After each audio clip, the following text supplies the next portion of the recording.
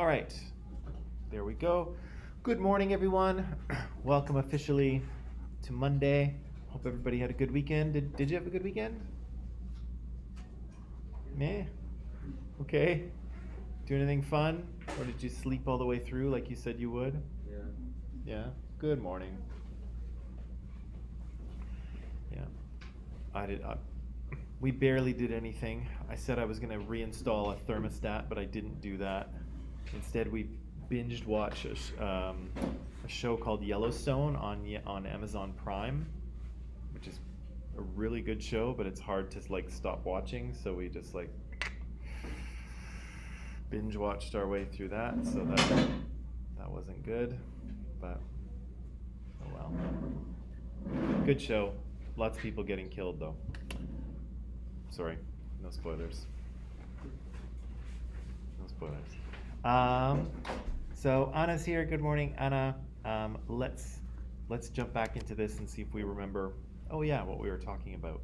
So this was important from Monday, right? We were talking about the skill of critical thinking, and I was trying to convince you that it was a pretty important one because, you know, the things that we believe really have a pretty profound influence on our lives, right? The things that we think are correct or true or the way that the world works, however that is, the things that we think have a big effect on the choices we make, right?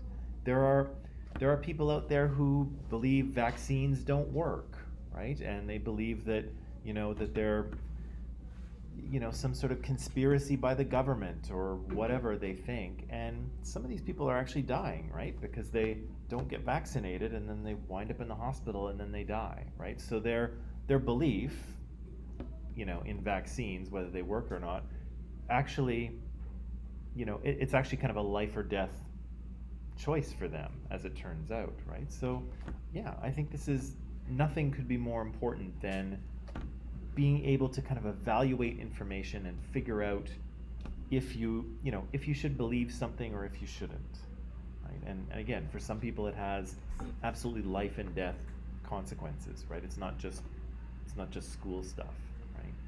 So we said that figuring out what arguments are, being able to identify them and being able to evaluate them is kind of the basis of knowledge and kind of operation in all kinds of fields, right? Certainly in academics are writing journal articles and making arguments all the time. Lawyers are doing it. Salespeople are doing it, right? If you wind up in sales, you're going to have to try and convince people why they should deal with you, right? Why should they buy your product and not somebody else's, right? You have to somehow make an argument, right? Sometimes. So it's an important skill, right? So we said arguments were made up of groups of statements. One is a conclusion, a thing that someone wants you to believe, and then premises, ideas that give you reasons to believe it, right? Give you supporting ideas for that conclusion. And so I gave you a simple argument on Friday it was, a simple argument saying that you should drink coffee. And I said you should do it because it's delicious and it's inexpensive and it helps stimulate your brain and help you get good grades, right? And so I made that argument to you, and then we evaluated it, right? What was the first way we kind of evaluated this argument? What did we check for? There were kind of two things, but what was the first thing?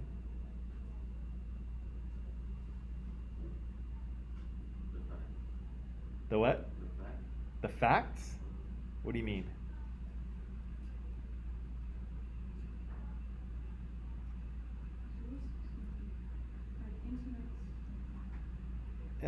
We didn't really talk about the internet so much, but just in general, when we were looking at this argument, how do we know if it's a good one or not? First thing we do is we check if the premises are true. Yes. Arguments with false premises are bad arguments, right? If I try to convince you to drink coffee because it'll give you superpowers, that's not an argument, right? That's false. We know that that's not true. You can't have a good argument with false premises, right? So we looked at all of these premises and we thought, true enough, right? I could probably prove it to you, or it's mostly true, right? A lot of people seem to like coffee. It's generally inexpensive, right?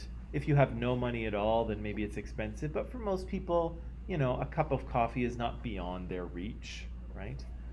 Will it stimulate your brain?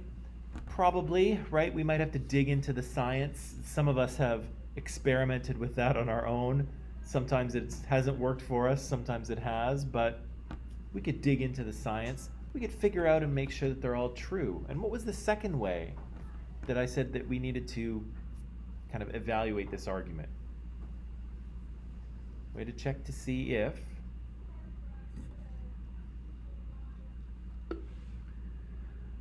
the premises ...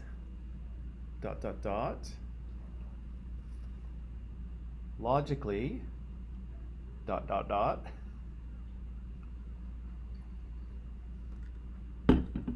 guys are making me work for my money here, aren't you? It's not fair. I don't want to work for my money. I want people to just give it to me for doing nothing. Logically makes sense.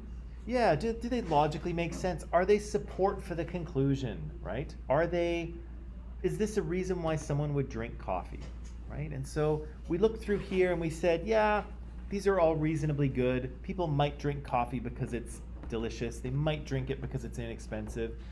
And they might drink it to, sharpen their brain and help them study. And in fact, again, some of us have done that very thing, right? So we said we had a decent argument here, right? It holds together. Its premises are true. Its premises are logical support for its conclusion. That's all well and good, right? But we said that it's not a perfect argument, right? There were reasons in which you could look at my argument and still say, do I have another one? Oh yeah. That you could look at my argument and you could still disagree with it, right? Why might you still disagree with this argument, even though it's valid? We had a few reasons why. Chen had one.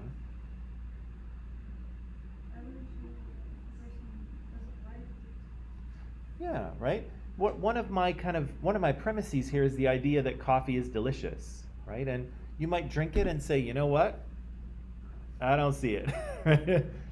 I do not enjoy this at all, right? And that's fine, right? So I can still have a decent argument and you can still say, yeah, but there's something overriding here for me. I just don't like the taste, right? I'm not going to drink it. Good argument, but no thanks, right? Valid, right? What's another reason that you might say no anyway? Avatej had one. You have another drink that uses the same thing. Oh yeah, okay, right. I was thinking of another one, but yeah, that one. So maybe you already have your kind of go-to drink, right? Maybe you have something that is delicious and inexpensive and helps you study already. And maybe Avatej, I think you said you tried coffee to study with and it didn't really work out for you. But maybe you tried, Monster Energy drink and that worked, right? So you're sticking with your Monster Energy drink. Or your matcha tea or whatever works for you, right? That's true, right? You might already have something that kind of works for you in this regard. What else? Why else might you say no to this argument? What's that? The health? Yeah, right?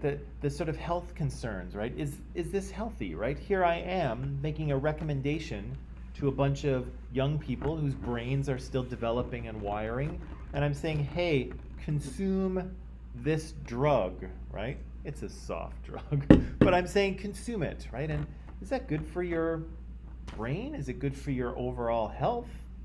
Maybe, maybe not, but I haven't really talked about that in my argument, right? So you might push me and say, well, hey Mike, have you considered the health effects of what you're suggesting here? Is this good for people's health? Is it not?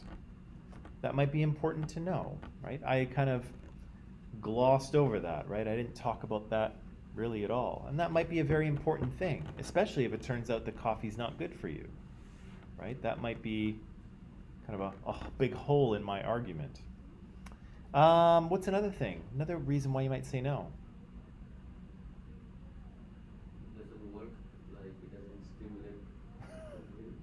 Okay. For some people. Maybe you've just tried it and it doesn't work on you that way. If you're allergic. What's that? If you're allergic. Sure, right? So, yeah, if it doesn't really work on you in the way that I promise you it will, or yeah, if maybe you have an allergy to coffee or beans or whatever and you can't do it, right? I can still have a great argument, but you'll say no, right?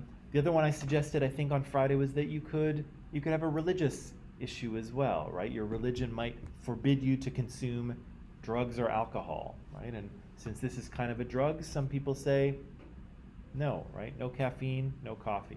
Maybe if it's decaf, right? It's decaffeinated, but then my last premise doesn't really work anymore, right? It's the caffeine that gives you that benefit.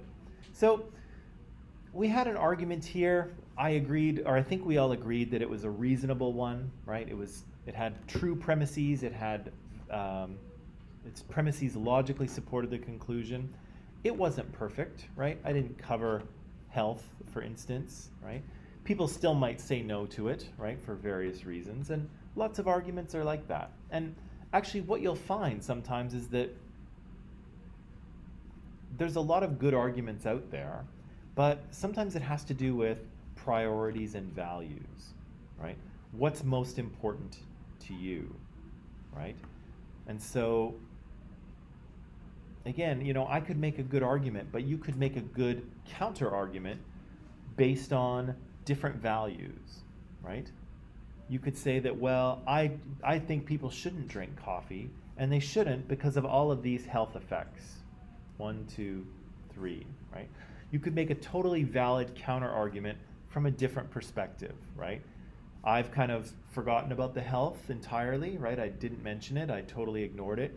But you could take the health thing and say, actually, you shouldn't drink coffee, and this is why.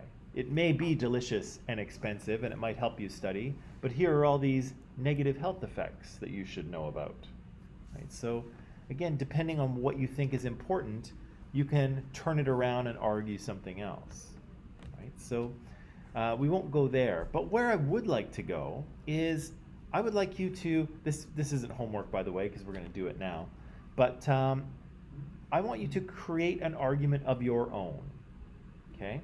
So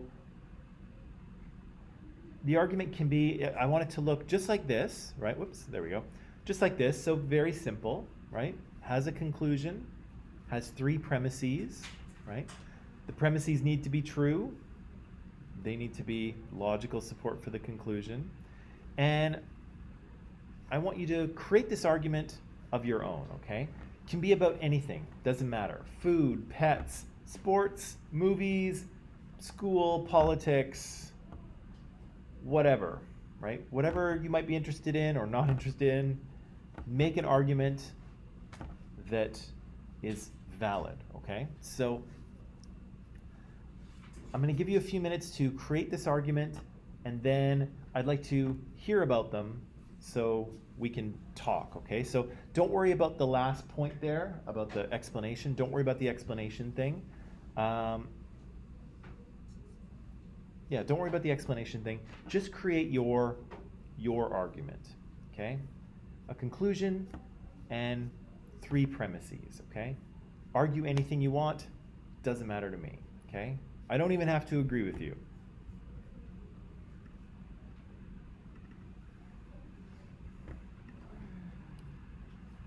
Yeah, that'd be enough.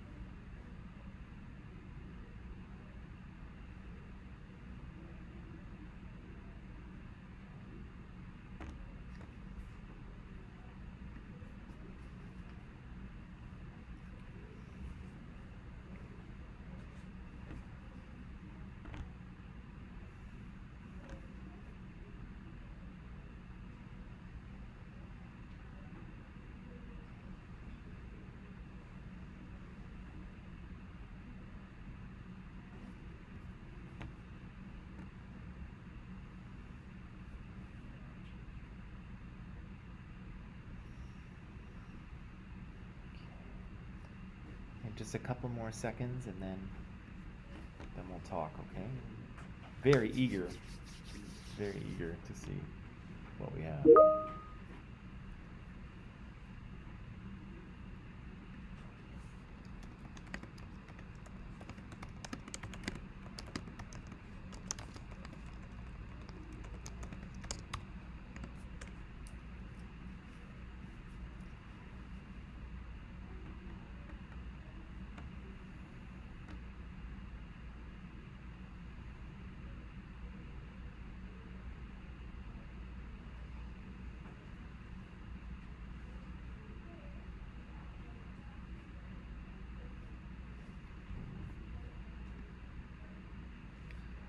All right. I'm very eager to see what we have. This will be fun, or at least I hope it's gonna be fun for me. It may not be fun for you, but maybe it will. Arina, can I start with you? Yeah. Okay. So what's the conclusion to your argument? Cats are better than dogs. Okay. Agreed. Case closed. Next. No. As good critical thinkers, we should always ask ourselves, why, right? Why should we believe that cats are better pets than dogs? Cats are less energetic than dogs, so we don't need to work with them outside regularly. Okay, so first premise, cats use their litter box inside, right? So you don't have to go outside and walk them around the neighborhood a bunch of times a day, okay? Cats usually don't make a lot of noise. Okay, cats are quiet, whereas dogs often not, right? And third, do you have a third one? Yeah. Okay. Cats don't need a lot of space. Cats can live in small flats. Right. Cats can live in small spaces, right? Especially if you live in Vancouver and you live in a small place, might be very helpful, right? So we have a very simple argument here. Cats are better pets than dogs. You don't have to take them out all the time. They are quiet and they can live in small spaces with you, right? Good. So let's evaluate this really quickly. The first premise, is it true that cats don't have to be taken out to go to the bathroom all the time? Is that true? True, right? Are cats quiet? Is that true? Quieter than dogs, right? They tend to scamper around the house in the middle of the night, right? But still, they're still quiet. Can cats live in small spaces? Yeah, they can. Okay. Trust me, they can, right? They can live in a small apartment with you. Yeah. Oh, okay. Yeah. Mine was always, she was always fine. I lived in small apartments for a long time, and she was okay in there. So yeah, they're all true. Are there reasons why are those all reasons why cats might make a better pet? Don't have to take them out all the time? Is that a reason why someone might like cats more? Maybe. Some people like to go out all the time, right? But might somebody choose a cat rather than a dog because they don't have to take it out 7 or 8 times a day? Yeah, they might, right? Might somebody choose a cat over a dog because the cat is quiet?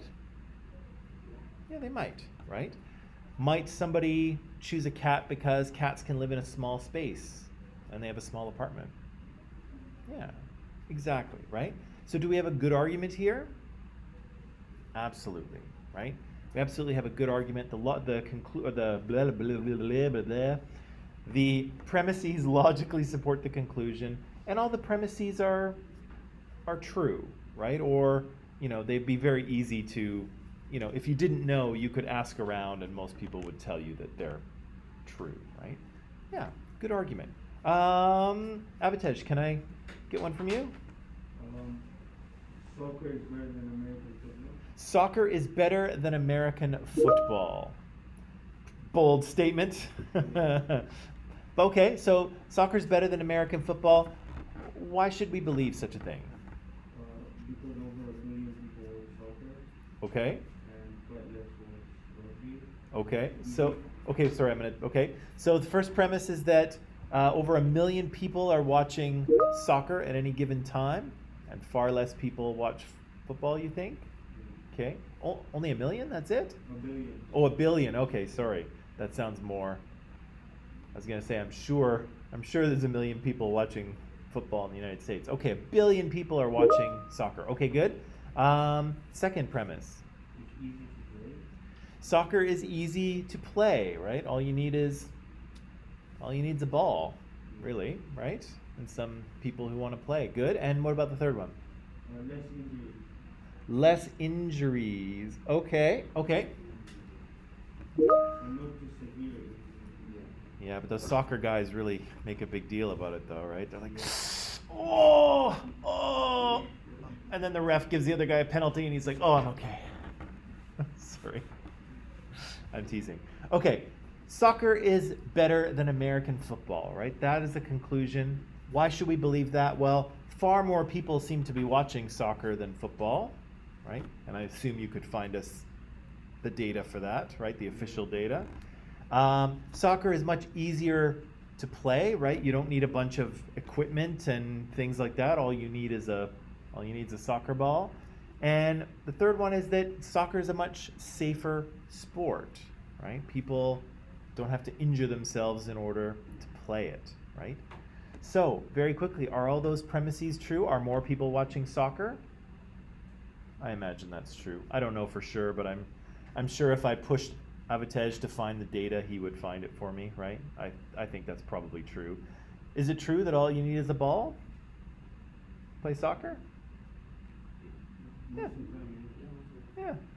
You mark out a net somehow, right, with rocks or whatever you want to do, right? And there you go.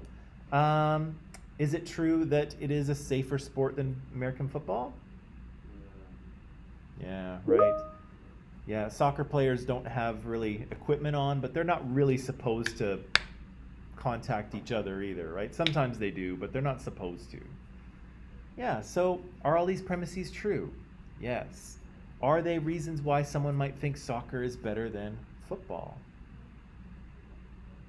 I think so, right? Again, we could pull apart this argument and try to find holes in it, and we probably would, but that's okay. This is just the ground floor, right? David, what do you got for me back there? Really? Yeah. So I love listening to music. You love listening to music? Yeah. Great, me too. So But, okay. first premise is it gives me a good emotion or Okay, I'm gonna pause you right there because we're gonna rework your conclusion, okay? Because your original conclusion there, it's not really a good one because you said you love listening to music, right? Which is great, and I do too. But there's nothing to really think critically about because that's just something that comes from inside, right? I'm not going to argue against. It's like, no, you don't, David. You don't enjoy listening to it. You think you do, but you're wrong. I'm not going to argue that, right? So, let me hear your premises and then we'll rework the conclusion. So your first premise was,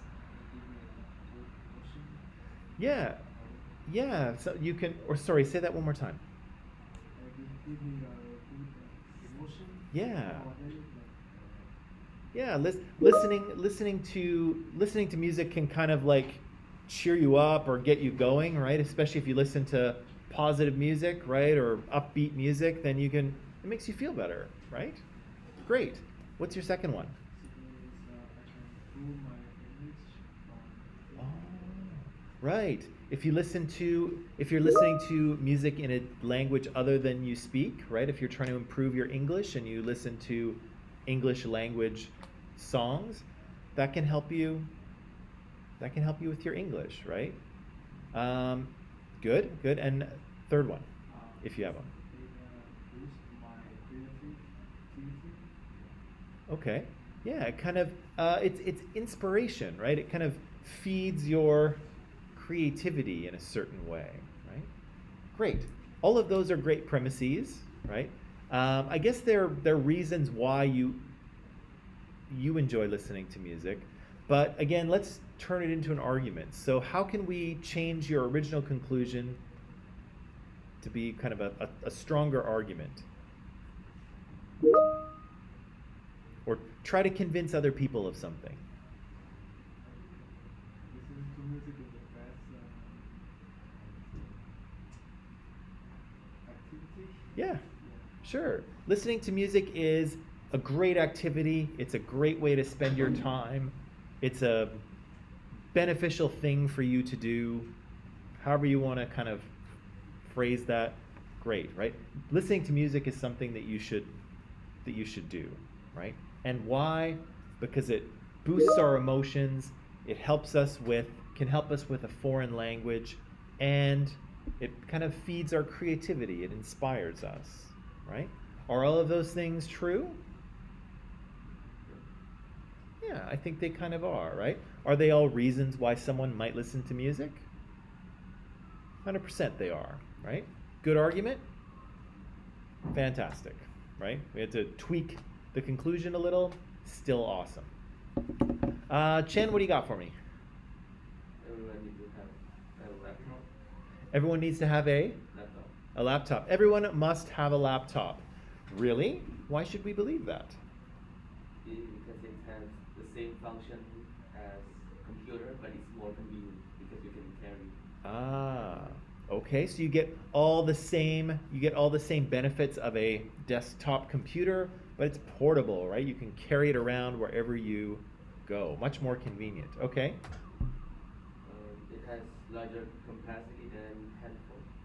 Okay. So even though this is even more convenient, right, and more portable, it can't do all the things that a laptop can do, right? It has more capacity to do things. Okay, good. And last one, it's useful when it comes to office work or presentation. Right, very useful when it comes to office work or presentations. Okay, good. So, laptops, everyone should have a laptop, right? That is the conclusion. Why should we believe it? Well, they are very convenient and portable. You can move them around. They have more capacity or more ability than a phone, and you can do kind of office work on them.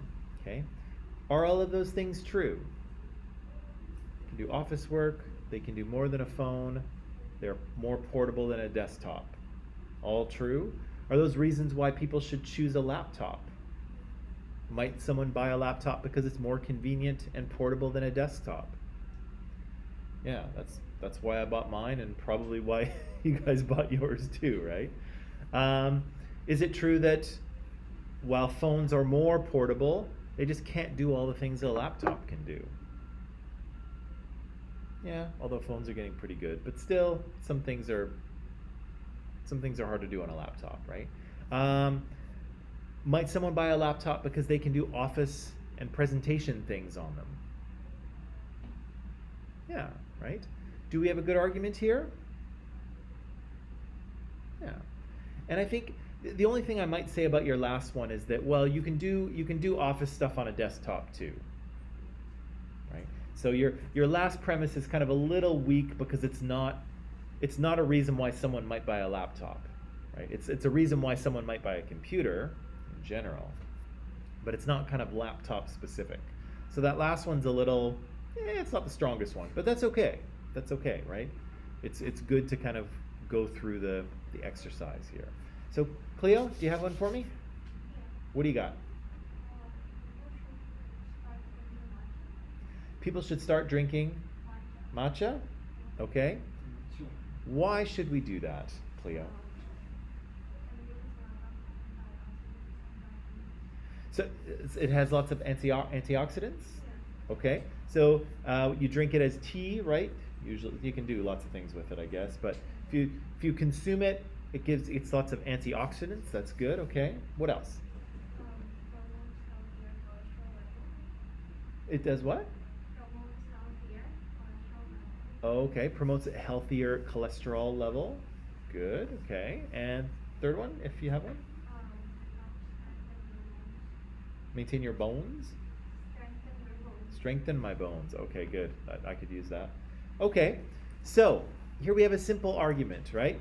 We should all drink or consume matcha because you can do lots of things with it, right? You can bake with it and all kinds of things. You should consume matcha. Why should we do that? Well, it has lots of antioxidants. It helps lower your cholesterol and helps strengthen your bones, right? So, are all those things reasons why someone might consume or eat something? Lower cholesterol, get antioxidants, strengthen bones? Yeah, I think somebody might consume something to do all those things. Are all those things true? I don't know. I have no I have no idea either.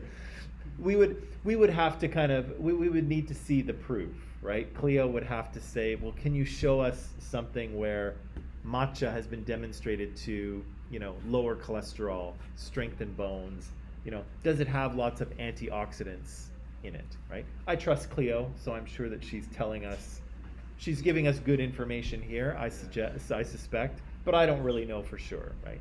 And that's the thing. Some premises are kind of, you intuitively know that they're true, right? Cats are quiet. Is that true? Yeah, we all kind of intuitively know that to be true, right? Cats are usually quite quiet animals. Does matcha strengthen your bones? We don't intuitively know that, right? So we'd have to see the proof, but that doesn't matter, right? Because, in a real life situation, Cleo would provide us with proof, right? She would show us that her premises are true, right? So, good argument? I think so. Yeah, good argument. Bosco, what do you got? People should eat breakfast every day. People should eat breakfast every day. The most important meal of the day, as they often say. Why, Bosco, should we do that? It's healthy. It's healthy? Yeah. Okay. It's necessary. It is necessary And it gives you energy to work for the whole day. for the whole day. Okay, very good. So we have three premises here. That you should eat breakfast. And again, as good critical thinkers, we should ask ourselves, well, why? Why should we do what Bosco is trying to convince us to do, right? So one premise is that it's healthy. Now, is that true? depends Yeah, on what? on what you're eating. Yeah. So what? And that was my question too. What do you mean by healthy? Or in what way is eating breakfast healthy? Eating some protein. Oh, okay. Okay. So I guess if you eat a breakfast with protein, then that's a good source of protein for the day, kind of thing. Yeah. Okay. So a healthy breakfast has protein, which is something that you need. Okay. So we're changing that premise a little bit, but that's okay. Okay. So is that true? Do we need protein? We do. If a healthy breakfast has protein, is that a good thing? Yeah. Okay. So we can modify that one, but that's okay. Second one was that it was. Did you say it was necessary? Yeah. Okay. In what way? Reviewing the day, so breakfast is necessary. Okay. Okay. So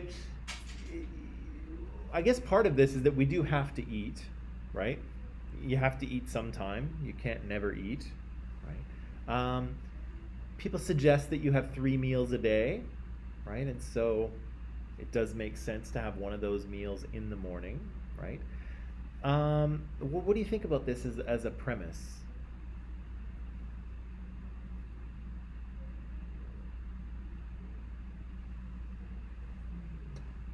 This one's a bit of a tricky one, right? And I'm glad you included this one. It's a bit of a tricky one because really what it is that we're kind of doing things because everyone says that you should, right? You know, people say you should have 3 meals a day. Well, who says that? Well, kind of everybody, right?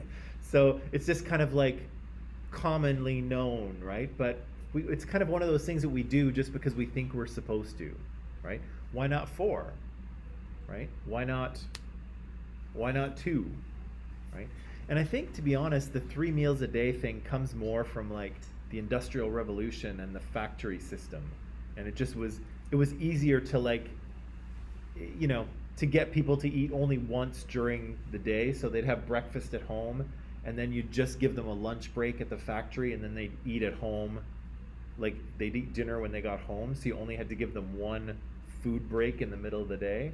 So I almost think that 3 meals thing comes out of like the factory system rather than anything else. But anyway, that's the heart of this premise, is that we should do it because that's kind of what everyone says to do, right? And that's a little bit, so. It kind of depends on who's saying something, right? So if we're doing something because someone who's very qualified and, you know, is kind of an expert in their field says something, then that's a good reason to do it, right? We tried that on Friday with that little argument about the Globe and Mail's report on business, right? And buying stocks. If the Globe and Mail really knows what they're talking about and they tell you should do something, that might be a good reason to do it. However, if it's something everyone says to do, well, it might be a good thing to do and it might not, right? So there's lots of things that people say you should do or say you should not do that is, you know, good, right? Don't put your hand on the stove. Everybody will tell you that, and that's good advice, right? Don't do that. But there's lots of things that people say that's not really founded in fact, right? It's just kind of the thing that everybody says or does, right? So sometimes we have to determine if we're going to do things because somebody said so. It's a good idea to think about who that person is, right? Or who those people are. Or is it just something that everybody says to do? Because sometimes everybody is right and sometimes everybody is not, right? We just do things because everyone else does them. Bosco, what was the third one? It's healthy. It was... Gives you energy to work for the week. Right. It gives you energy to kind of to carry forward into the whole day. Is that true? I think so, right? You get your metabolism going, you know, you fire up the furnace kind of thing, get people moving. Do you need energy for the whole day? Yeah, you do, right? So is that true? Is that a good premise? Yeah, right? I think it's true, and I think it's definitely a reason why somebody might eat breakfast, right? They want to get started and get some fuel to carry them through hope at least most of the rest of the day, right? So that's a good one too, right? So kind of a shaky middle premise there. The first premise we kind of molded a bit, but still good argument, right? Good argument. Mir, what do you got? Everyone should go to the gym or do something active. Everyone should stay active, should go to the gym, should exercise, right? Good conclusion. Why should we believe that, Mir? I kind of like sitting in my chair. It's very comfortable. To be mentally healthy, like to be more healthy mentally and Okay, so performing physical activity actually is good for your mental health, right? That's what Mir's suggesting. Okay, what's number two? you live longer. You will live longer, okay? And You reduce the likelihood of obesity. and you reduce the okay. Hang on one second here.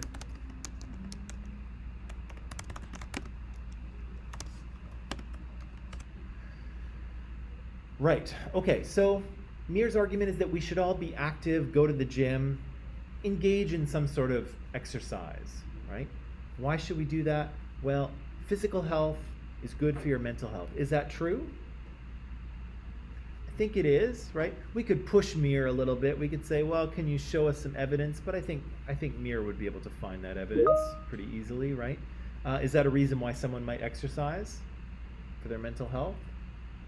Yeah, lots of people do, right? If you exercise or if you're active, you will live longer. Is that true? I don't know. Don't know. I Don't know. I think it is. Right? If we didn't know, again, we could kind of push Mir, and he'd have to do some research and find out. But I think he could. I think he could find data that suggests that. Is that a reason why someone might exercise to live longer? Yeah. Definitely, right? And the third one is it fights against obesity, right? And if you're carrying extra weight, you are at risk for a bunch of other health problems as well. Is that true that exercising can help keep your weight down? That's a fact. What's that? That's a fact. That's a fact. Is that a reason why someone might exercise? Yeah, actually, it's the only reason that a lot of people exercise, but that's okay. So, does Mir have a good argument here? Yeah, right? He has three premises. They're all true, or we could ask Mir to demonstrate them, and he probably could. And they're all logical support for his conclusion. They're all reasons why someone might exercise in the first place, right? Nice work. The only other thing I should mention here is that I keep using 3, right? And 3 is kind of a culturally significant number, right? Everything seems to come in 3s for some reason. Keep in mind, you don't necessarily have to have 3, right? You could have 2 or 4 or 6 or 9 or however complicated your argument is. That's how many premises you might have, right? So I'm kind of using 3 because that's the number we always use for things, right? Everything comes in 3s, but you wouldn't necessarily have to have 3 in a real argument, right? Obviously, there's, Arena's cat argument. There was 3 premises, but there could be 4, right? Cats are, very loving, cuddly creatures, although dogs can be too. But you could come up with more, right? Come up with more premises. Would you like to take a little break? I would too. Those are all good arguments. But we'll take a break, we'll come back, and then we'll switch gears and we'll start talking about our next topic, okay? So take a break, and I'll see you in 10 minutes.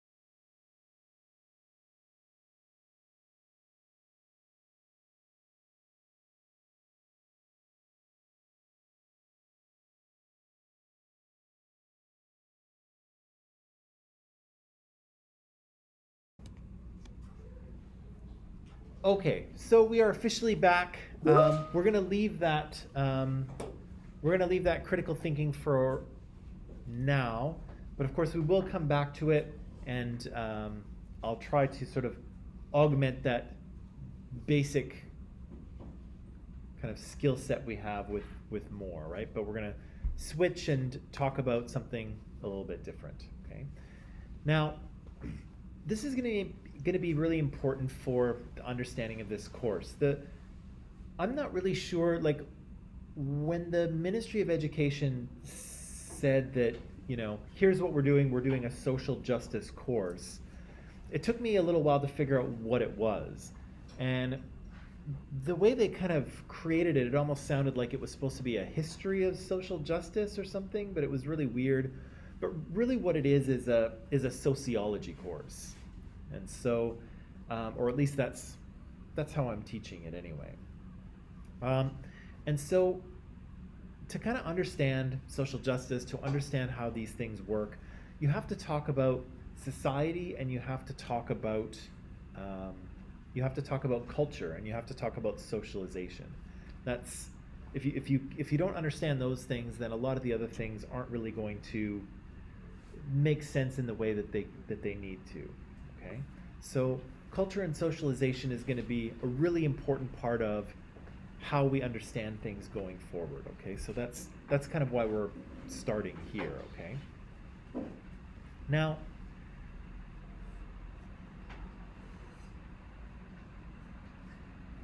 one of the things that anthropologists and sociologists are trying to talk about is, what does it mean to be a human being? How do human beings work, right? How do we operate? How do we live together? How do we do the things that we do, right? All of that is kind of in the domain of culture and socialization, and it's a really important aspect of understanding human behavior, because how many of you have seen a really small baby, like a newborn baby, maybe a couple weeks old, or tiny little baby, right? Now, that little baby is really interesting because they are born with very little in the way of innate, pre-programmed behavior, right? You've probably all seen, or maybe you've seen a nature documentary, or maybe you've seen it in real life where, let's say, a cow gives birth to a calf, right? The calf comes out of the cow, and then the calf is standing up, right? And then they're running around, and then they're suckling from their mother, and suddenly they're doing all of these cow things, right? And they're doing it very quickly and very instinctively. But humans really aren't like that. We're not really born that complete, right? We're really born undercooked, if you will. And so the way I like to think about this, or the way I like to describe it, is almost like humans and computers, right? So all of us, we were just talking about laptops and desktops and phones a few minutes ago. But how many of you have seen a laptop or a phone or a desktop computer with no operating system installed? Have you seen one of those? Probably not, but yeah. What did the computer with no operating system, what did it do? It doesn't function at all, right? You get a black screen and a flashing cursor, right? Yeah, a computer with no operating system, it doesn't really matter what the hardware is, right? It doesn't matter what the specs of the computer are. But with no operating system, it doesn't know how to do anything, right? It doesn't know how to go on the internet. It doesn't know how to check your email. It doesn't know how to play a video, right? It doesn't know how to game. It doesn't know how to do any of those things, right? And that's really what the operating system is for, right? It teaches the computer how to do things. And of course, the computer can learn to do other things, right? You can download apps and programs that kind of teaches the computer to do new things, right? Or have new skills. But basically it needs an operating system to start with, right? It needs that kind of basic foundation of knowledge that kind of teaches it how to interact with the world and how to interact with people, right? Because that's part of the operating system's job, right? If you have a computer with no operating system, you pretty much need to speak computer, right? You need to be able to type in, go to root something or other, right? You basically need to be able to, do the work for the computer, right? But a computer with an operating system can connect to the outside world. It can connect to the internet. It can listen to you when you speak. It can show you things on its screen, right, in a very user-friendly way, right? That's what operating systems are for, teaching the computer how to do things. And it's the same thing with humans, right? Humans are born with no operating system, right? And so little babies, cute as they are, look at that cute little guy, right? Cute as babies are, they don't know how to do anything, right? They don't know how to eat. They don't know how to go to the bathroom on their own. They don't know how to walk. They don't know how to talk. They don't know where they are or what they're supposed to do. They don't know anything, right? And so what do we have to do? Well, we have to install an operating system in our humans, right? That's what we need to do. And that's what human culture is. Right? Human culture is the operating system for humans, right? And of course, there's lots and lots of different operating systems out there, right? Of course, for computers, there's mostly Windows and OS 10, right? Mostly. But for humans, there's all kinds of different operating systems that can be installed, right? But again, they're installed in order to teach us how to do things, right?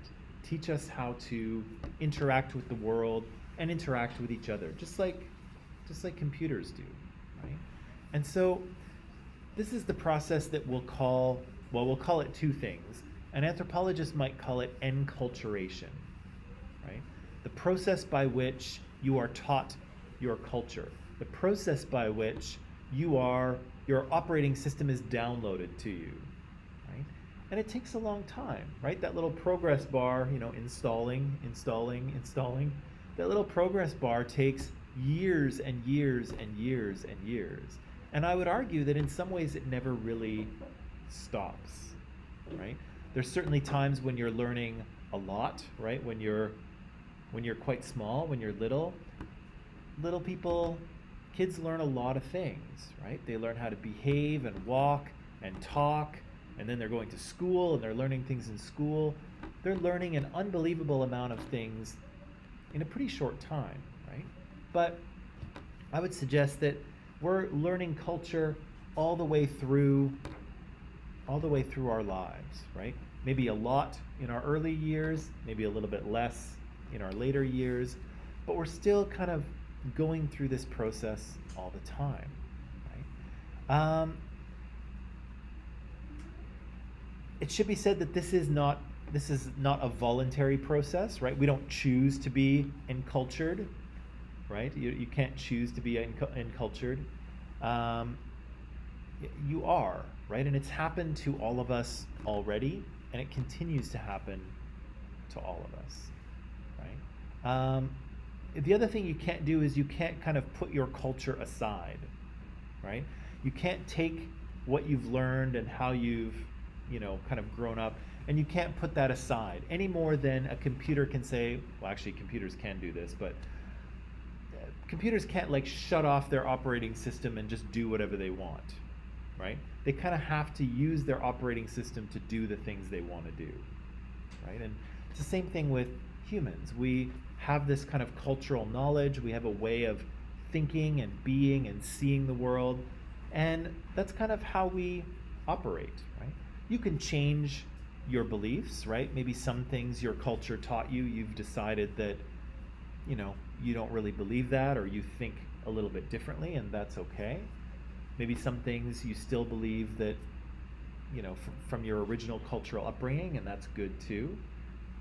Your ideas can change, right? You can learn new things, your perspectives can change, but you still have that kind of basic operating system installed, right? The other thing I'll mention here is that to be a living human is to be a practitioner of culture. And so what I'll suggest to you here is that everything you do is either a cultural activity or it's an activity that you do in some sort of cultural way. Okay? So often when we think about culture, we think about, the clothing people wear or their food or their dances or rituals or whatever. That's what we think about when we think about culture, right? But everything you do is culture, right? If most of you, I assume, when you got up this morning, one of the first things you did was to brush your teeth, right? Or at least you probably did it before you left the house. And even though you probably wouldn't think of it that way, that is a cultural act, right?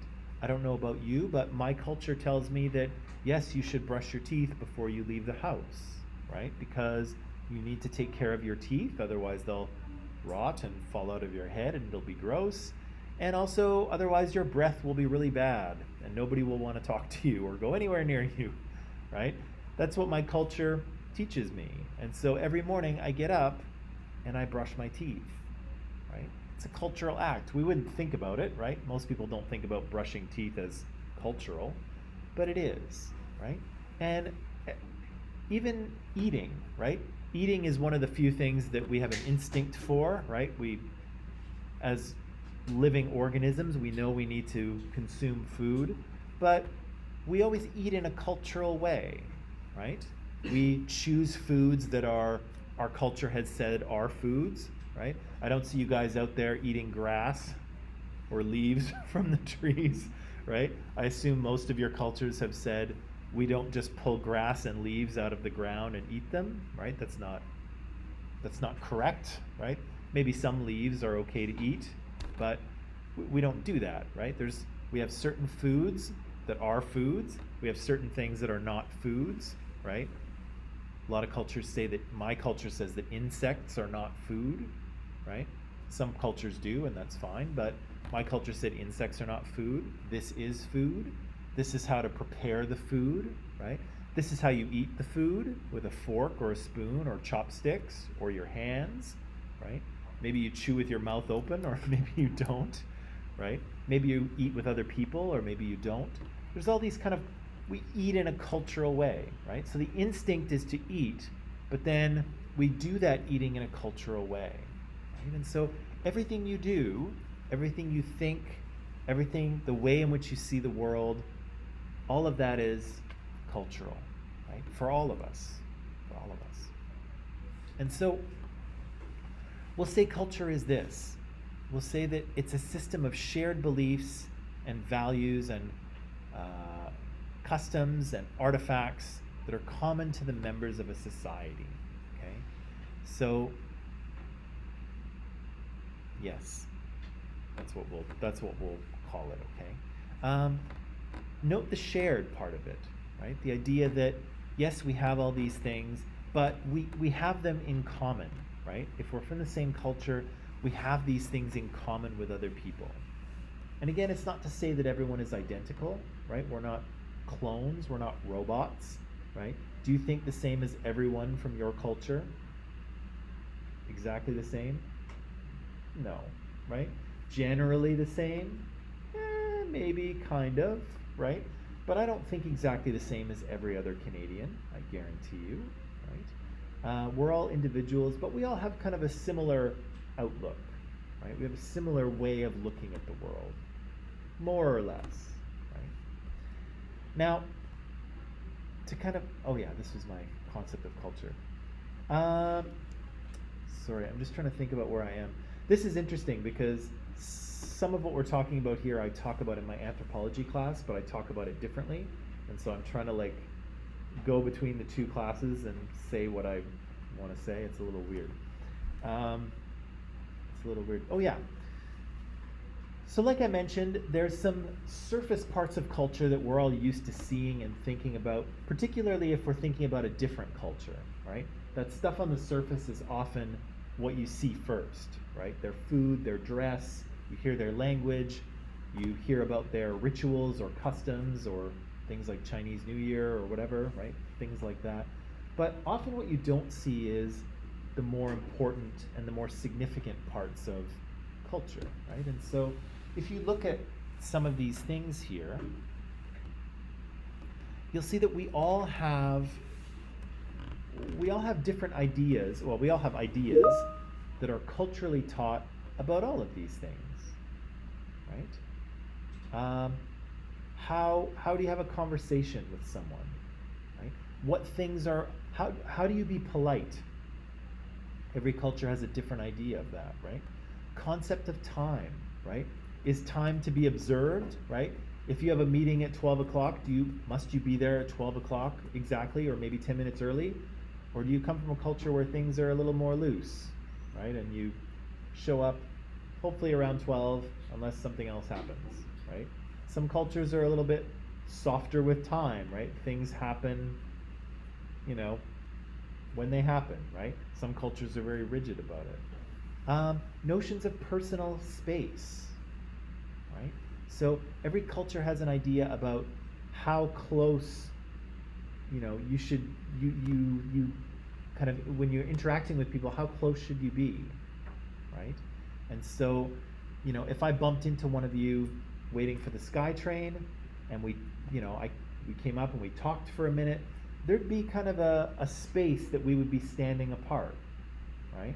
And if suddenly I got really close to you and was talking to you like this far away, it'd be really uncomfortable, right? Most of you would be like, okay, this is weird, right? You're too close, I need to back up. And you probably would, right? You'd probably, back up a little bit just to kind of reestablish that comfortable space, right? And the space differs, right? If you're talking to a boyfriend or girlfriend, or maybe your brother or sister or friends or parents, then usually we stand a little bit closer, right? We have, there's the space is closer. But when we're with someone who we don't know quite as well, space is bigger. But that's culturally determined, right? It differs from culture to culture. There's lots of other things. The other thing that's interesting too is that for a lot of these parts of culture, we're not actually taught directly, right? So if I came up to you on the SkyTrain platform and we were talking and I was standing really close, you would be like, oh man, why is he standing so close to me? I gotta back up so that I feel comfortable, right? And you would do it. But has anyone ever taught you the correct distance to stand from someone? Did your parents ever sit you down and say, okay, when you're talking to someone who maybe you don't know very well, you want to be about 1.5 meters apart. That's what you want to be. Let's practice. Did that ever happen? No, it's bizarre, right? It's weird. Didn't happen. But we just kind of absorbed it, right? We just kind of know, right? You just kind of know what feels right? What feels comfortable, and then you know what feels not comfortable, right? People standing too close, uncomfortable, right? Of course, if I was talking to you from 20 feet away, hey, Abitej, how are you? You would be like, why is he standing all the way over there, right? Why doesn't he come a little bit closer so we can have a conversation, right? Again, that would be weird, right? You would think I was a weird person, right? You probably already do, but that's okay. You would think I was a weird person, right? So we kind of have this idea about how people are supposed to behave, right? How close are people supposed to stand? What do you say when you meet someone? Do you shake their hand? Not anymore. We used to, right? And so that's kind of the interesting part of culture, is all of these different things, right? What does it mean to be a leader? What are our ideas about raising children? How should children be treated? How should they be raised, right? Notions of adolescence, right? What does it mean to be a teenager, right? What does that mean? Are you kind of in an in-between period between childhood and adult? Are you still a child? How does your culture think about people that age? Going to the very bottom there, what about age and sex and gender, right? What are our beliefs about men and women? What are our beliefs about sexuality? Right? All of these are kind of deep parts of culture. And often we're not taught these things directly. We just kind of absorb them, right? We just kind of learn them, just like the space thing, right? Nobody sits you down and says, this is how far to stand from someone, but you just kind of, you know it, right? You just kind of feel it. You've absorbed it from somewhere else.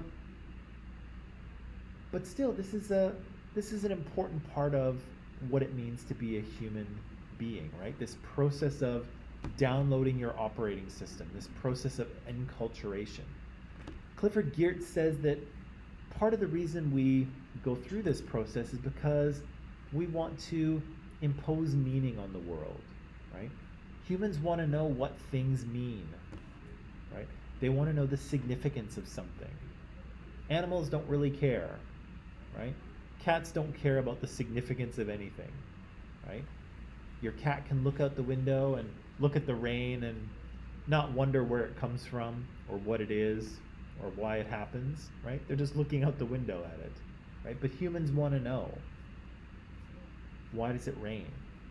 What does that mean, right?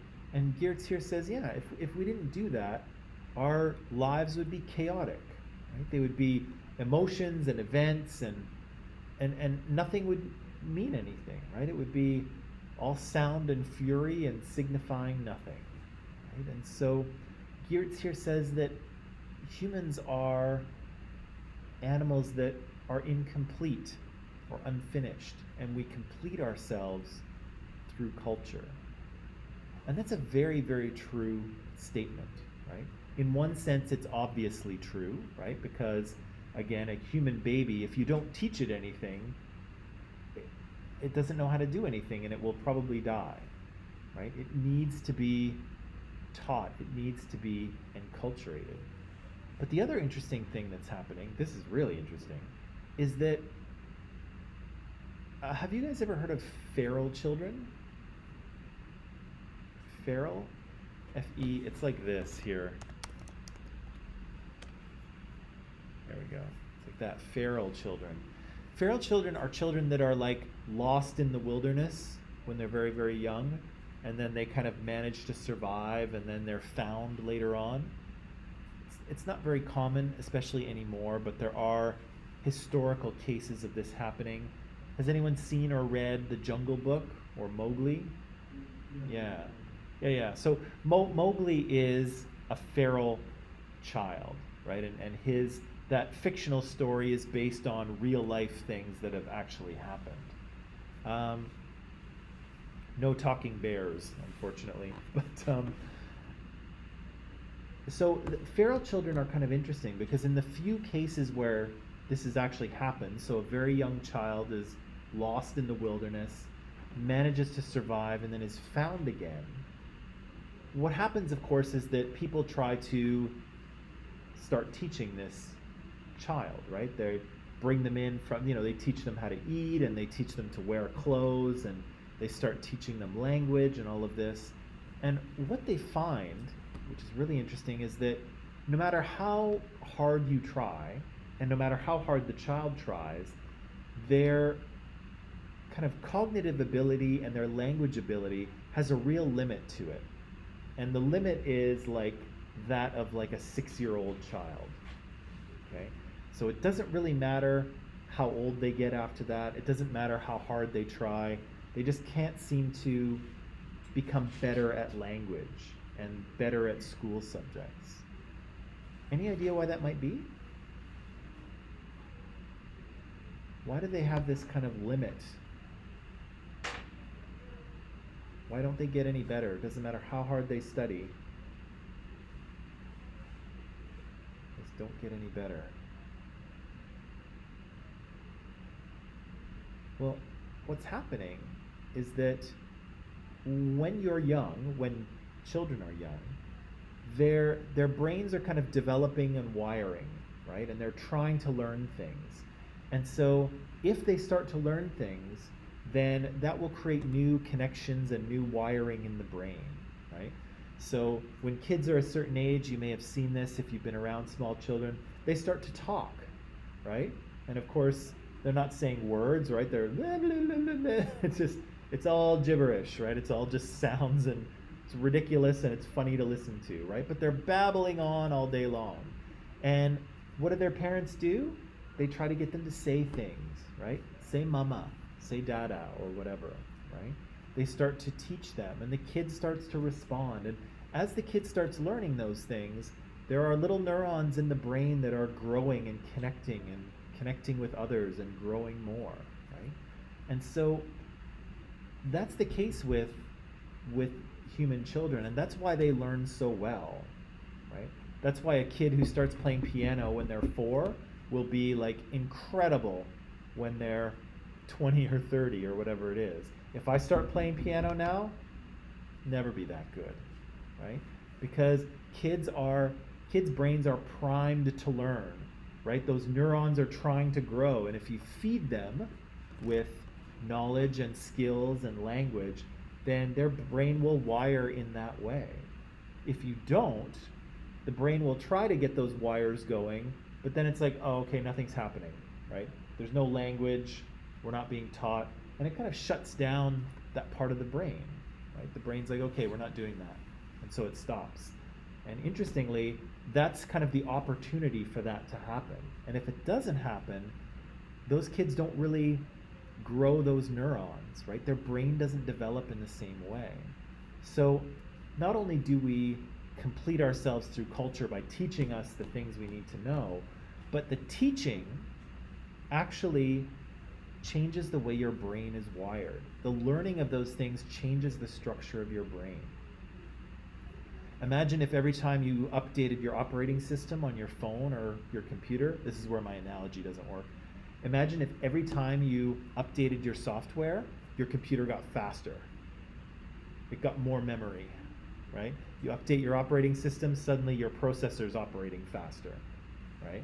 That, of course, doesn't happen. Computers don't work that way, but humans do, right? Humans' hardware gets upgraded as you upgrade the software. Neat, right? So yeah, with feral children, that doesn't work, right? Because they don't have a complete operating system, and so their hardware hasn't been upgraded, and so they just kind of reach a limit, and they just don't get any smarter. They don't really get any better because they've missed that opportunity to grow those neurons and for their brains to wire in that way. So Geertz here is doubly right? Not only do we complete ourselves with knowledge and skills and things we need to know, but we also complete ourselves by wiring our brain, right? Culture and socialization and language wire and change our brain. If we don't get it, then we don't really develop into the kind of humans that we're all used to interacting with, right? Which is kind of cool and kind of scary, I think, at the same time. But that's important, right? Because, again, culture is an incredibly important piece of how human beings behave, right? Because so little of it is biological, right? We are pre-programmed to do so little. And that means that almost everything we do has to do with our operating system, right? It has to do with our culture and our socialization. It's not instinct, right? It's not hardwired into us. We don't have a lot hardwired. All of our behavior is downloaded.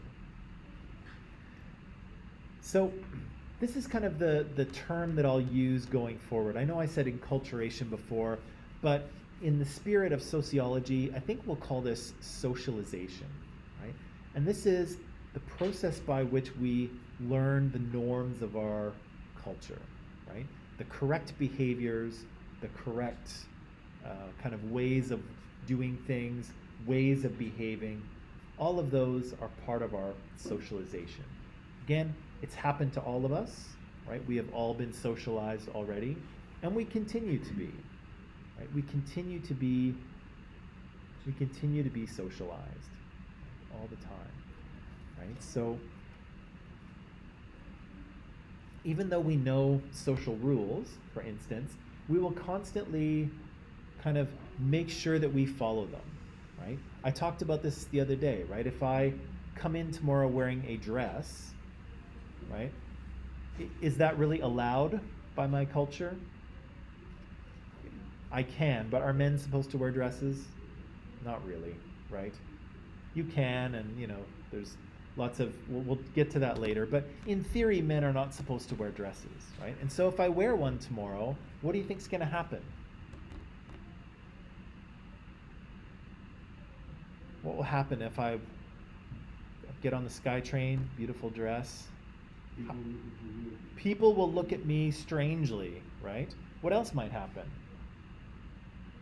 They might look at me strangely. What else? Think some people might say things? Maybe, right? Hopefully not, but maybe. People might say things. People might look at me strangely. People here at school might be like, huh, that's a little weird, right? Maybe they'll sit a little further away from me, right? Maybe they won't talk to me, right? Maybe they're like, I don't know what Mike seems to be going through something. I don't know if I want to hang around him, right? They might have a reaction, and we'll get to this tomorrow. And why? Because we're trying to socialize each other, right? Just like right now, part of our socialization is that we have to wear masks all the time, right?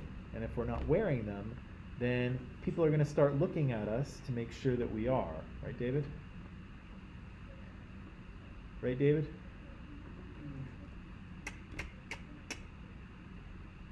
Mask up, please. You missed my clever intro to that. Yeah, so we kind of encourage each other to follow the rules, right? And so again, if I come in here in a dress, people are going to behave a little strangely, right? They're going to give me the side eye, right? They're going to be like, huh, what's up? What's up with that guy, right? Because we want each other to follow the rules, right? And so the socialization process, it starts when we're young, but then it continues on, right? And we are socialized by other people, right? If we start breaking social rules, people will kind of try to get us to follow the rules. And the same thing with us, right? If other people break social rules, we'll try to get them to follow the rule too, right? And we'll talk about that a little more tomorrow. But for now, I just wanted to kind of drive home how important that culture and that process of socialization is, right? Because a lot of the things we're talking about have to do with how people think and feel and behave. And again, all of those things are cultural, right? They're not biological, right? And so if we're going to understand them, we have to understand the culture part, right? Not necessarily the biology part. Okay, I'm going to pause there. Tomorrow, I have a little bit of textbook stuff for you to read. I have some videos to show you, and maybe something else, but I can't remember off the top of my head. Before I turn you loose, are there any questions or concerns or things people would like to say? Arguments people would like to make? Now that you are all skilled builders of arguments? No? Okay. So, I'll end it there. I'll let you go. I hope you have a nice afternoon. Of course, some of you I'll see in 20 minutes anyway, but hope you have a nice afternoon, and I'll see you tomorrow, okay? All right.